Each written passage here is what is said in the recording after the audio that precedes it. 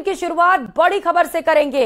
राजस्थान कांग्रेस में टिकटों से जुड़ी इस वक्त की सबसे बड़ी खबर आपको बता दें, 17 अक्टूबर को फिर से स्क्रीनिंग कमेटी की बैठक होगी।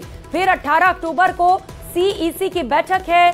सीईसी बैठक के बाद कांग्रेस उम्मीदवारों की पहली सूची सामने आएगी।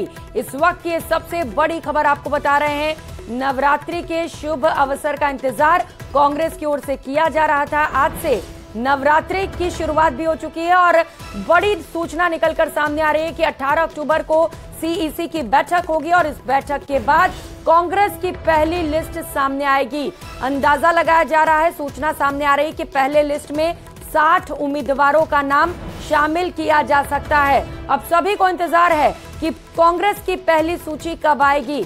सूचना यह भी है कि कुछ पूर्व सांसदों को भी इस लिस्ट में शामिल किया जा सकता है। जिस तरीके का फॉर्मूला बीजेपी ने अपनाया है राजस्थान में एमपी वाला फॉर्मूला, वैसा ही फॉर्मूला कांग्रेस भी अपना सकती है। बीजेपी ने वर्तमान सांसदों को टिकट दिया है और कांग्रेस कुछ पूर्व सांसदों पर दाव लगा सकती है। एक एक फैसला, एक एक निर्णय बड़ा ही अहम होता है, चूंकि चुनावी साल है और टिकट बड़ा ही निर्णायक होता है चुनाव में जीत के लिए। और यही वजह है कि लगातार मंत्रणा की जा रही है, मंथन किया जा रहा है। 17 अक्टूबर को एक और स्क्रीनिंग कमेटी की बैठक होगी। मुख्यमंत्री अशोक गहलोत लगातार दिल्ली में ही मौजूद हैं। कल भी एक स्क्रीनिंग कमेटी की बैठक हुई थी और फिर 17 अक्टूबर को एक बैठक होगी स्क्रीनिंग कमेटी की। 18 अक्टूबर को सीईसी की बैठक होगी और इस बैठक में ही दावेदारों के नाम पर फाइनल मुहर लगाई जाएगी। सीईसी के बैठक के बाद कभी भी कांग्रेस उम्मीदवारों की पहली सूची सामने आ सकती है। राजस्थान का रण सजकर तैयार हो चुका है, चुनाव के तारीखों का ऐलान हो चुका है। बहुत ज्यादा वक्त अब रह नहीं गया है और ऐसे में अब आखिरी वक्त है कांग्रेस के सामने जब वो टिकटों का ऐलान करे। सबकी निगाहें टिकी हुई हैं। अब देखना बड़ा ही महत्वपूर्ण होगा कि कब होगी पहली लिस्ट जारी। और सहयोगी लखवीर इस वक्त सीधे इसी खबर पर हमारे साथ जुड़ चुके हैं। लखवीर, यानी कि अब इंतजार किया जाए 18 अक्टूबर का, इसके बाद ही लिस्ट आएगी सामने। बाद आगे की रणनीति पर चर्चा हुई है। कई दावे तरीके के जो सिंगल पैनल नाम थे उनको अंतिम मुहर लगी है, उनको अंतिम रूप में या यूं कहें प्रारूप में पहुंचा दिया गया है। करीब 60 नामों पर सहमति बन चुकी है, लेकिन सीईसी में ये तमाम जो नाम कल लिस्ट हुए हैं और जो पैनल बनकर आए थे वो सौंपे जाएंगे और सीईसी की बैठक जो कि 18 तारीख को है, तब सीईसी की बैठक में पूरी अंतिम मुहर लग जाएगी और लिस्ट लॉक कर दी जाएगी। लेकिन 18 अक्टूबर से पहले 17 अक्टूबर को एक बार फिर से कांग्रेस स्क्रीनिंग कमेटी की बैठक होगी। जिन सीटों पर चर्चा होगी उसके अलावा जो अन्य रिक्त पड़ी हुई सीटें हैं उन सीटों पर भी चर्चा होगी। मतलब यह है कि पहली सूची में और नामों भी बढ़ सकते हैं। मतलब 60 नाम पर तो डिस्कशन हो गया, अब सीईसी को सौंपे जाएंगे, सीईसी की मुहर लगेगी, उसके बाद सीईसी की बैठक के बाद एक लिस्ट पर लॉक हो जाएगी। अब वो 60 नाम होंगे, अन्य और भी बढ़ सकते हैं, ये देखने वाली बात होगी। लेकिन लगातार लॉबिंग का जो दौर है वो जारी है। तमाम जो जिम्मेदार हैं, चाहे वो मुख्यमंत्री अशोक गहलोत हो, स्क्रीनिंग कमेटी के चेयरमैन गौरव गोगोई हो, प्रदेश प्रभारी सुखजिंदर सिंह रंधावा हो, प्रदेश अध्यक्ष गोविंद डोटासरा सरीख, तमाम जो ऑब्जर्वर्स लगाए गए थे, को इंचार्ज लगाए गए थे, उन तक लगातार ये टिकटार्थी पहुंच रहे हैं और अंतिम प्रयास में अपनी जो टिकट के लिए पेशकश है, जो दावेदारी है, उसको बुलंद कर रहे हैं ताकि टिकट इन तमाम लोगों को दिया जाए। हालांकि अब कांग्रेस आलाकमान को ये निर्णय करना है, क्योंकि 18 अक्टूबर का दिन तय किया गया है जब कांग्रेस सीईसी की बैठक होगी और अंतिम मुहर लगाई जाएगी पहली आधिकारिक सूची को लेकर। क्योंकि भारतीय जनता पार्टी ने 41 विधानसभा सीटों पर अपने प्रत्याशियों का ऐलान कर दिया है। ऐसे में उन जो 41 सीटें हैं उन पर कांग्रेस को जल्द से जल्द अपने प्रत्याशियों का ऐलान करना है और उसको लेकर कल स्क्रीनिंग कमेटी की बैठक में तमाम तरीके के एक्सरसाइज भी की गई और उस लिस्ट को डिस्कशन भी हुआ और अंतिम प्रारूप में पहुंचा दिया गया है। अब देखने वाली बात ये होगी प्रियंका कि टिकट वितरण का मसौदा क्या हो और किस क्राइटेरिया पर टिकट दिया जाए, क्योंकि भारतीय जनता पार्टी ने 7 सांसदों को चुनावी मैदान में उतारा है। अब उन सांसदों के सामने किस स्तर के व्यक्ति को उतारा जाए, किस मौजूदा विधायकों के टिकट काटने की खबरें भी सामने आ रही हैं कि करीब 1.5 से 2 दर्जन मौजूदा विधायकों के टिकट काटे जा सकते हैं, क्योंकि राहुल गांधी ने प्रदेश इकाई को 2 टूक निर्देश पहले ही दे दिए थे। जब स्क्रीनिंग कमेटी की बैठक भी नहीं हुई थी तब उन्होंने कहा था कि टिकट वितरण में किसी की भी सिफारिश नहीं चलेगी। किसी गुट विशेष से ताल्लुक रखने वाले व्यक्ति को टिकट देने के बजाय उस व्यक्ति को टिकट दिया जाएगा जो कि विनेबिलिटी होगी, यानी कि जो जिताऊ व्यक्ति होगा उसको टिकट दिया जाएगा। इस आधार पर टिकट नहीं दिया जाएगा कि ये मेरे गुट का व्यक्ति है या फिर कोई सिफारिश कर देगा तो टिकट नहीं मिलेगा। तमाम जो सर्वेज हुए हैं, तमाम जो फीडबैक आया है, उसके आधार पर ही टिकट वितरण होगा, न केवल सिफारिश के आधार पर। हालांकि एक खबर ये भी निकल कर सामने आ रही है कि तमाम जो नेता हैं वो अपने अपने गुट के लोगों को ज्यादा से ज्यादा टिकट दिलवाने के लिए प्रयास कर रहे हैं। बिल्कुल। इसी बीच मुख्यमंत्री अशोक गहलोत फिलहाल जोधपुर हाउस में बने हुए हैं।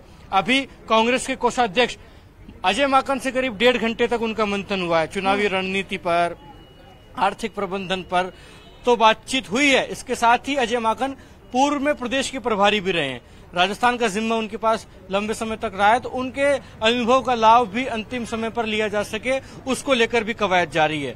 वहीं बसपा से जो विधायक कांग्रेस में शामिल हुए थे वो विधायक भी अभी मुख्यमंत्री अशोक गहलोत से मिलकर गए। 4 विधायक आए जिसमें वाजिब अली, जोगिंदर रवाना, संदीप यादव और लाखन मीणा शामिल हैं। इन चारों विधायकों को आश्वासन दिया है मुख्यमंत्री अशोक गहलोत ने कि आपने हमारी सरकार बचाई थी, इसलिए आपको टिकट देने का पूरा प्रयास रहेगा और आपको टिकट दिया जाएगा। हालांकि ये चारों विधायक ये भी कहकर गए मीडिया से बातचीत में कि आश्वासन दिया गया कांग्रेस पार्टी की तरफ से, हम पहले बसपा में थे लेकिन अब हमारा जो विलय है वो कांग्रेस में हो गया, अब हम कांग्रेस के सिपाही हैं, यानी कि कांग्रेस के कार्यकर्ता हैं। अब हम टिकट की दावेदारी तो कर रहे हैं, कांग्रेस से टिकट मांग भी रहे हैं।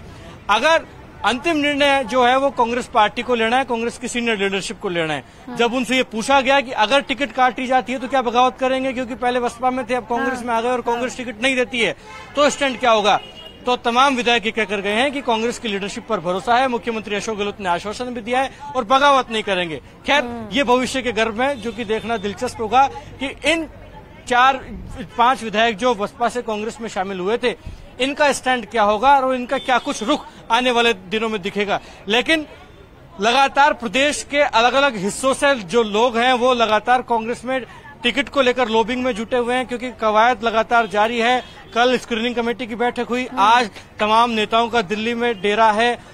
अंतिम रणनीति पर तमाम नेता काम कर रहे हैं, क्योंकि 17 तारीख को स्क्रीनिंग कमेटी की बैठक होनी है और फिर 18 तारीख को सीएससी की बैठक होगी, जिसके बाद पहली सूची पर अंतिम मुहर लग जाएगी और पहली सूची जल्द अब आने वाली है, ये कहना कहीं गलत नहीं होगा। हालांकि बड़ी होगी कांग्रेस कार्यकर्ताओं से लेकर नेताओं की भी। आप बता रहे हैं कि बसपा से जो उम्मीदवार कांग्रेस में शामिल हुए वो कह रहे हैं कि उन्हें उम्मीद है कि टिकट उन्हीं को मिलेगी। खैर अगर नहीं दिया जाता है टिकट तब क्या करते हैं ये भी देखना होगा। और जो कार्यकर्ता लंबे वक्त से टिकट की मांग कर रहे हैं उनका रुख भी, जो कांग्रेसी कार्यकर्ता है, नेता है, क्या रहता है ये भी देखना बड़ा ही दिलचस्प होगा। लखवीर, आप कह रहे हैं कुल 60 नाम, कौन है रेस में आगे? कुछ नाम अंदर से निकलकर सामने आ पाए हैं क्या आप तक? जी बिल्कुल, जो मौजूदा विधायक हैं और जो मंत्री हैं सरकार के, जो बड़े लड़ैया कहा जा सकता है, जो कांग्रेस के फेवर की सीटें मानी जाती हैं, जहां पर लगातार कांग्रेस पार्टी जीतती आई है, उन सीटों पर कल डिस्कशन हुआ है। चाहे वो मुख्यमंत्री अशोक गहलोत की सीट सरदारपुरा हो या फिर गोविंद डोटासरा की सीट लक्ष्मणगढ़ हो, सचिन पायलट की टोंक की सीट हो या अन्य सीटों की बात करें जहां कांग्रेस पार्टी मजबूती से आगे बढ़ रही है, चाहे बागीदुरा में महेंद्रजीत मालविया हो या फिर अगर बीडी कल्ला की बीकानेर पश्चिम की बात हो, तो ये तमाम सीटें हैं जिनका ऐलान प्रथम सूची में हो सकता है। तो ये बड़ी बात है, बड़ी जानकारी है कि पहली सूची में जो बड़े लड़ैया हैं कांग्रेस पार्टी के, उनके टिकट का ऐलान कांग्रेस लीडरशिप या यूं कहें कांग्रेस आलाकमान कर सकता है। अब बाकी जो शेष बड़ी सीटें जहां कांग्रेस पार्टी कमजोर श्रेणी में है, कमजोर हालात हैं, उन सीटों पर क्या उन सीटों पर टिकट वितरण किस प्रकार से किया जाएगा, किस स्तर के व्यक्ति को उतारा जाएगा। सोशल इंजीनियरिंग पर लगातार प्रयास किए जा रहे हैं, सोशल इंजीनियरिंग लगातार की जा रही है कि तमाम समीकरणों को साधा जाए और टिकट वितरण किया जाए, क्योंकि किसी का भी विरोध पार्टी झेलना चाहती नहीं है, क्योंकि लगातार दावे ये किए जाते हैं कि गहलोत सरकार ने बहुत बेहतरीन काम किया है जिसका जनता में असर है और सत्ता और संगठन मिलकर अच्छा काम कर रही हैं। लेकिन अगर टिकट वितरण में कोई चूक हो गई तो आलाकमान को भी पता है, प्रदेश इकाई को भी पता है कि बगावत इख्तियार हो जाएगी और उसका सामना करना बहुत मुश्किल होगा, क्योंकि भारतीय जनता पार्टी ने जिस प्रकार से 41 सीटों पर अपने प्रत्याशी को ऐलान किया है, उसके बाद से ही जिस प्रकार से बगावती तेवर सामने आ रहे हैं, उसका damage control Bharatiya Janata party भी ढूंढ रही है। और कांग्रेस की जहां तक बात है तो कांग्रेस भी उसका डैमेज कंट्रोल चाहेगी अगर इस प्रकार की तस्वीर आई, क्योंकि हमने देखा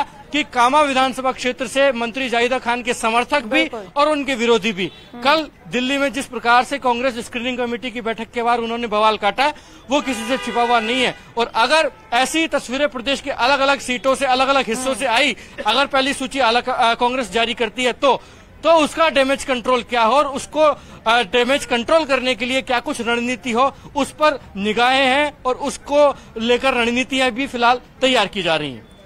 बिल्कुल, यानी कि जिस तरीके से बीजेपी ने पहले सी और डी सीट्स पर उम्मीदवारों की घोषणा की है, पहले कमजोर सीट, तो आप जैसा बता रहे हैं कि पहले कांग्रेस जो उसकी स्ट्रांग सीट है, जहां पर मजबूत पकड़ है, वहां से उम्मीदवारों की घोषणा कर सकती है। आप नजर बनाए रखिएगा। लखवीर, बहुत शुक्रिया तमाम जानकारियों के लिए। तो दिल्ली से खबर आपको बताते चले, मुख्यमंत्री अशोक गहलोत से अजय माकन ने मुलाकात की है। कांग्रेस कोषाध्यक्ष अजय माकन ने मुख्यमंत्री अशोक गहलोत से मुलाकात की। तकरीबन 1.5 घंटे तक जोधपुर हाउस पर अजय माकन रुके रहे। अजय माकन जोधपुर हाउस से अब रवाना हो चुके हैं। 1.5 घंटे तक दोनों के बीच बातचीत चली है। अब चूंकि अजय माकन भी कद्दावर नेता हैं और बहुत ज्यादा पकड़ भी रखते हैं और उनसे सलाह लेना भी जरूरी हो जाता है, जिससे कि आगामी चुनाव को लेकर खास रणनीति तैयार कर ली जाए।